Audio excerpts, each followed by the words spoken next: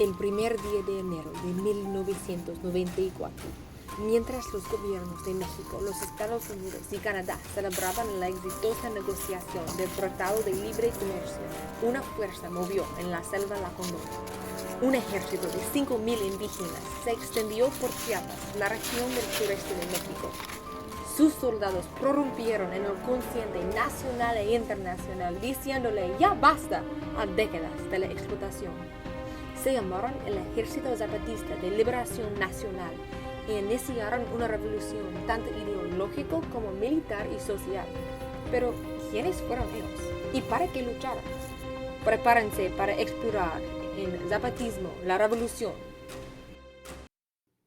Bienvenidos a nuestra exploración de la Revolución Zapatista, un movimiento que se manifestó públicamente por primera vez durante los primeros días del año 1994 y que sigue hasta hoy.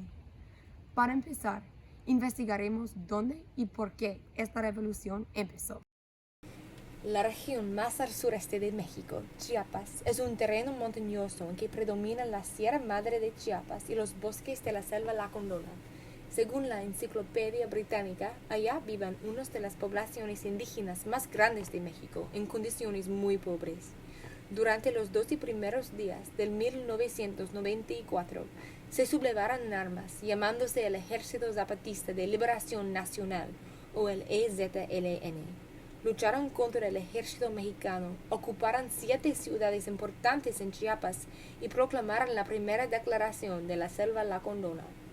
Somos producto de 500 años de luchas, primero contra la esclavitud, en la guerra de independencia contra España, encabezada por los insurgentes, después por evitar ser absorbidos por el expansionismo norteamericano, luego por promulgar nuestra Constitución y expulsar al Imperio francés de nuestro suelo.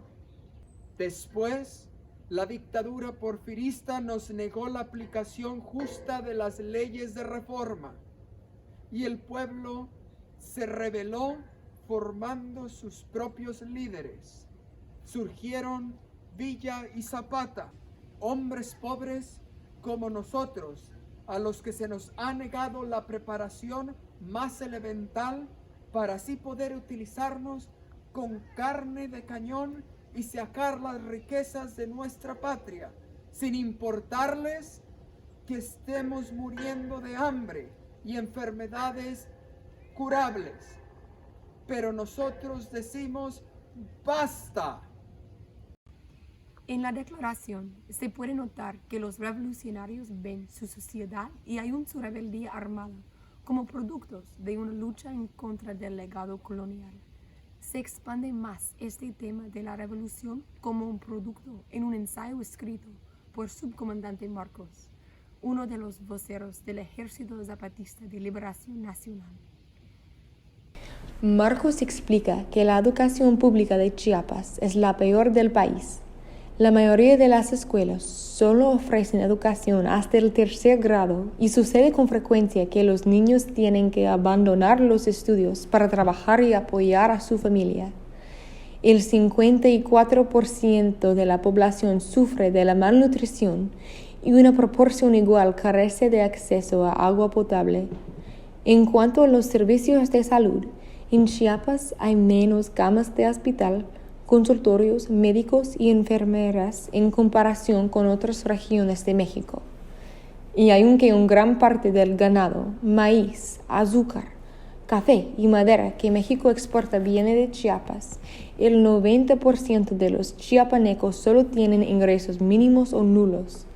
Según Marcos, la pobreza en Chiapas y la inestabilidad en las comunidades indígenas son los productos del maltratamiento que han sufrido bajo el gobierno mexicano, el capitalismo globalismo y un legado de 500 años de la explotación de las comunidades indígenas. El considerar la pobreza indígena como un producto de la colonización y modernización alumbra 2 perspectivas. Por una parte, hay la perspectiva cuya raíz es la inseguridad que la raza blanca y la clase alta se sienten mientras definen su identidad a través de excluir y dominar a otras identidades. Esta perspectiva plantea que uno puede progresar adoptando el modo de vida europeo o estadounidense. Bajo la influencia de esta perspectiva, muchos miembros del gobierno mexicano han ignorado a las comunidades indígenas y han negado a reconocer la dignidad de las tradiciones precolombinas.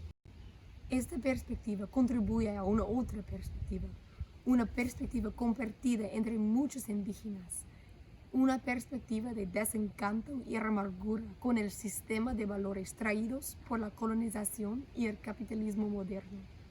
El subcomandante Marcos expresa bien esta perspectiva.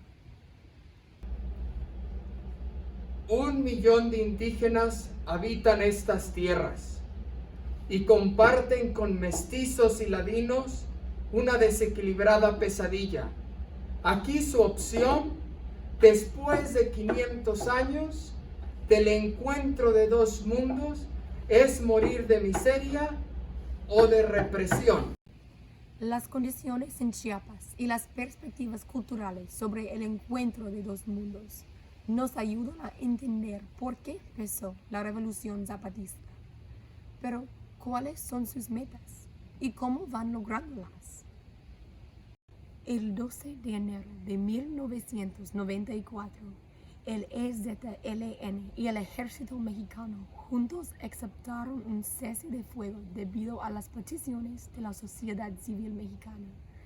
Desde este momento hasta hoy en día, la lucha ha continuado a través de negociaciones, irrupciones de conflicto armado y las interacciones entre los zapatistas y la sociedad civil.